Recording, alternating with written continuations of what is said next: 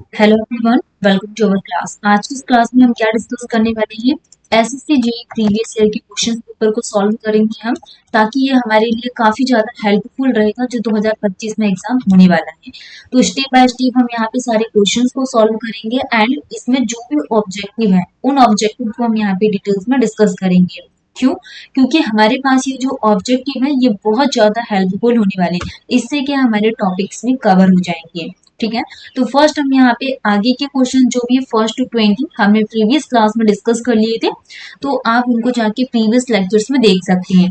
तो ठीक है, आज की क्लास हम लोग स्टार्ट करेंगे एंड क्वेश्चंस क्या पूछा हुआ है कि which of the following type of foundation is suitable for cohesive soil with high load bearing capacity.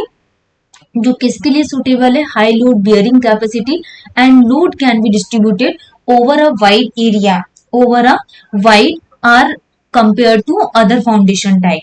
ठीक है, तो फर्स्ट क्वेश्चन पूछा हुआ है कि जो कौन सी निम्नलिखित में से कौन सा टाइप ऑफ फाउंडेशन सुटेबल है cohesive soil and high load bearing capacity के लिए and load can be distributed over a wide area compare to other foundation type के लिए। ठीक है, तो इसके ऑब्जेक्टिव क्या पूछा हुआ है, हम इसके ऑब्जेक्टिव्स के लिए बात कर लेंगे। तो फर्स्ट ऑब्जेक्टिव क्या पूछा हुआ है? Type of pile foundation and second क्या दिया हुआ है? स्ट्रिप फाउंडेशन एंड थर्ड क्या दिया हुआ है? स्ट्रिप के बाद पियर फाउंडेशन। तो करेक्ट आंसर क्या होगा इसके लिए? Raft foundation is the correct answer. Okay, तो करेक्ट आंसर क्या होगा? Raft foundation is the correct answer. कि किस टाइप के हम फाउंडेशंस का यूज करते हैं cohesive and high load bearing capacity के लिए? तो correct answer is the raft foundation. अब हम यहाँ पे राफ्ट फाउंडेशंस को डिटेल्स में समझेंगे कि राफ्ट फाउंडेशन क्या होता है। तो जो राफ्ट फाउंडेशन है इसको पर्टिकुलरली हम cohesive soil and high load bearing capacity के लिए यूज कर सकते हैं। मतलब कि जहां पर जो लोड बियरिंग कैपेसिटी होगी वो क्या रहेगी? हाई। तो उस कंडीशंस में हम किसका यूज करेंगे? राफ्ट फाउंडेशन का यूज करेंगे। एंड राफ्ट फाउंडेशन को ही क्या बोला जाता है? Matte foundation spread the load of structure over a large area. ठीक है, तो ये क्वेश्चन हो गया राफ्ट फाउंडेशन का। And used for building with heavy loads के लिए हम राफ्ट फाउंडेशन का यूज करती हैं। नेक्स्ट पाइल फाउंडेशन क्या होता है? पाइल फाउंडेशन के लिए अगर हम बात करें तो इसको यूज किया जाता है poor bearing capacity and load need to be transfer to deeper more stable soil layer के लिए। ठीक है, तो फर्स्ट क्वेश्चन हमारा कंप्लीट हो गया। नेक्स्ट अगर हम बात करें तो नेक्स्ट क्वेश्चन क्या पूछा हुआ है कि during construction of road features that facilitate drainage of the pavement literally is called. तो जो ड्रेनेज ऑफ पेवमेंट है ऑब्वियसली इससे क्या क्लियर होता है? इसके लिए करेक्ट आंसर क्या होगा? फर्स्ट ऑप्शन क्या पूछा हुआ है? First option is the curve, second option is the shoulder and third option is the median. Third option is the median and fourth option is the camber. तो drainage के लिए हम क्या यूज करेंगे कि during construction of roads facilitate drainage of the pavement laterally is called. तो इसको क्या बोला जाता है? Correct answer is the camber. तो क्या आ जाएगा यहाँ पे? Camber is the correct answer. ठीक है, अब हम यहाँ पे कैम्बर्स को डिटेल में समझेंगे कि कैम्बर्स का यूज हम क्यों करते हैं। तो कैम्बर वो फीचर्स है रोड में। Camber is the features of the road cross section that provide a slight upward curve or slope from the edges towards the center. ठीक है, एंड जो कॉन्वेक्स शेप है ये क्या फैसिलिटेट करता है? Literally drainage of water of the pavement surface and preventing water from accumulating on the road. तो जो proper drainage is crucial to maintain to longevity of the pavement.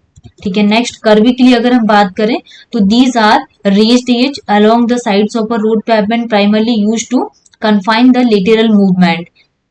ठीक है, शोल्डर क्या होता है? Strip of land immediately adjacent to the road providing space of stop vehicles के लिए। Next question क्या पूछा हुआ है? The upper limit on percentage longitudinal reinforcement in an RCC column has been kept in mind to serve which of the following, which of the given option. So the upper limit on percentage longitudinally reinforcement in an RCC column has been kept in mind to serve which of the given option.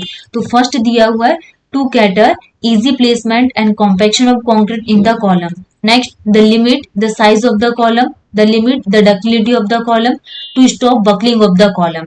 तो इसके लिए correct answer क्या होगा?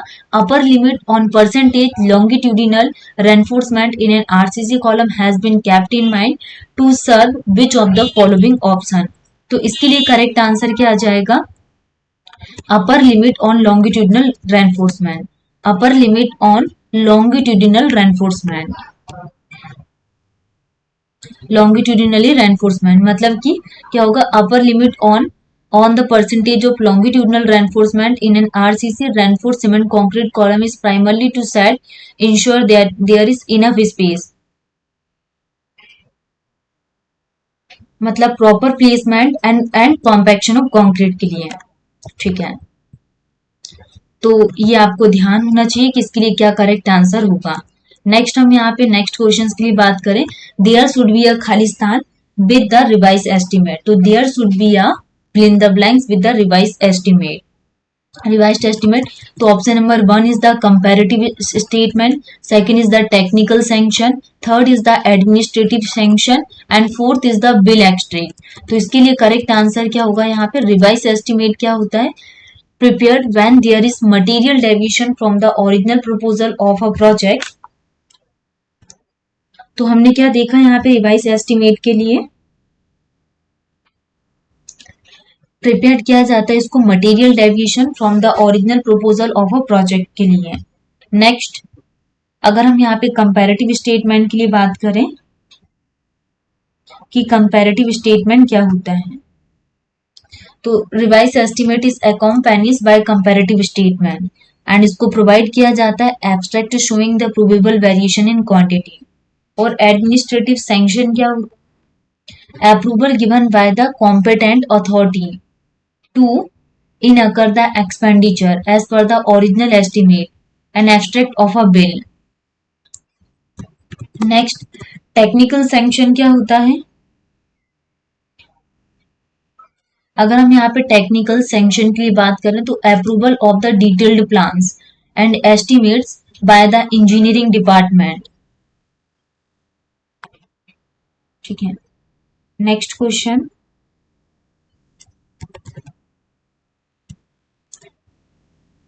25 number का question क्या पूछा हुआ ये हम डिस्कस करेंगे।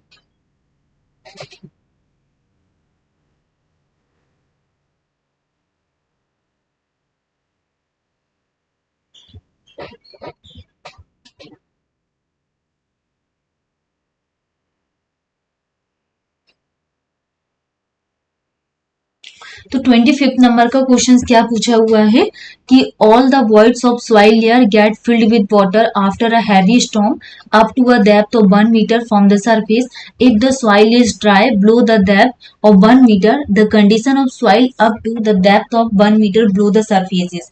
तो इसके लिए क्या करेक्ट आंसर होगा, कैपिलरी सैचुरेटेड, ड्राई या फिर सबमर्ज या फिर सैचुरेटेड। तो क्या कंडीशंस बनेगी, fourth option is the correct answer, saturated.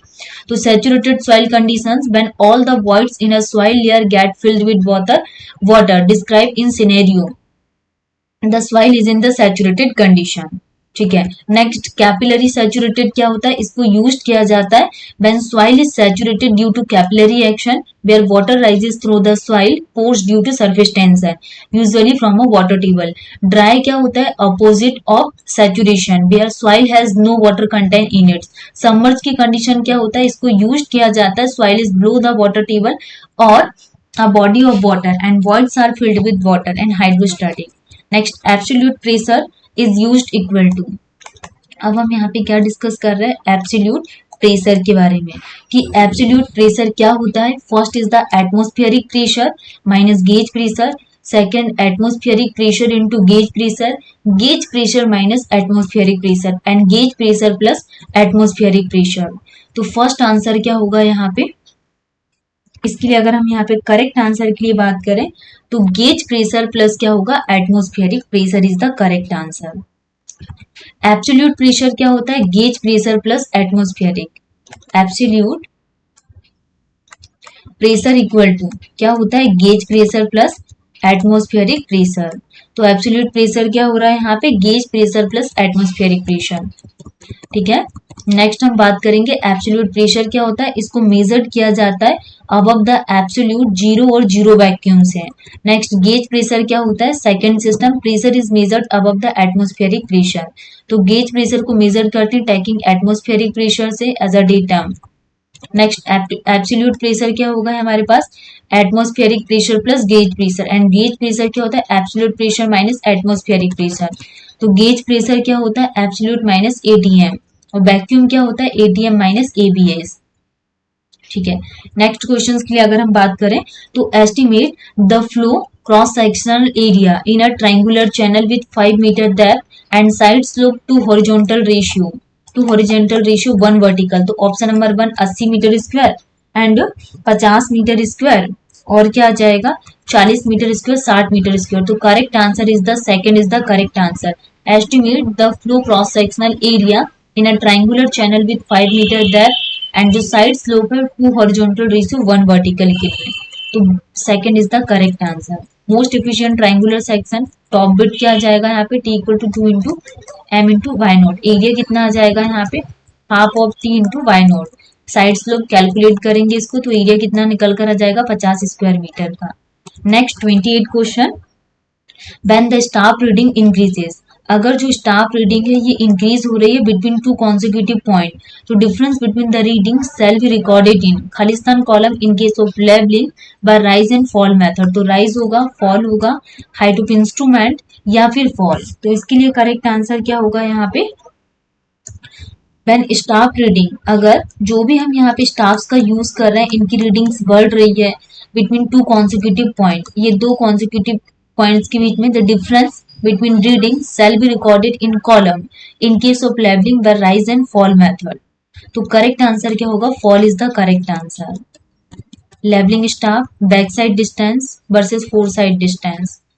ठीक है, next question, estimate the earthwork quantity by trapezoidal formula method for the construction of an approach road whose length is 500 metre. तो length कितनी दी हुई है 500 metre, and base width of embankment, base width of embankment कितना दिया हुआ 10 metre. ठीक है, तो इसके लिए हम यहाँ पे इसको कैसे सॉल्व करेंगे, इसका हम यहाँ पे न्यूमेरिकल सॉल्यूशन देख लेंगे, या हम ऐसे डायग्राम्स को ड्रॉ करेंगे। लेंथ दी हुई है एंड जो base width of embankment 10 metre, height 0.70 metre and distance between cross section 0.35। Top width into length, area कितना आ जाएगा यहाँ पे 5000 मीटर स्क्वायर का, तो कितना आ जाएगा 3377.5 cubic metre. Third question, the stadia method used in tacheometric survey, हम जो स्टेडिया मेथड का यूज करते हैं टैक्यूमेट्रिक सर्वे में generally refers to measurement taken with तो tacheometer with fixed stadia hair, fixed staff reading, and tacheometer with variable stadia hair, fixed elevation of point.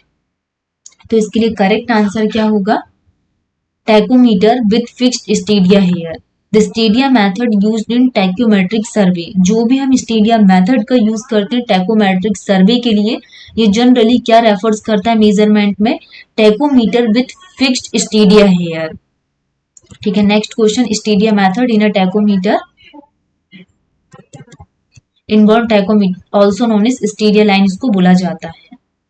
Next question, the pre stress concrete pavement for highway, जो pre stress concrete pavement for highway can be built without joint in continuous length up to how many metres, 45 metre, 90 metre, 120 metre, 60 metre, और कितना आ जाएगा pre stress concrete.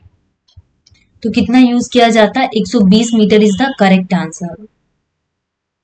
Highway can be built without joints in continuous length up to how many metres, कितना लिया जाता है 120 metre.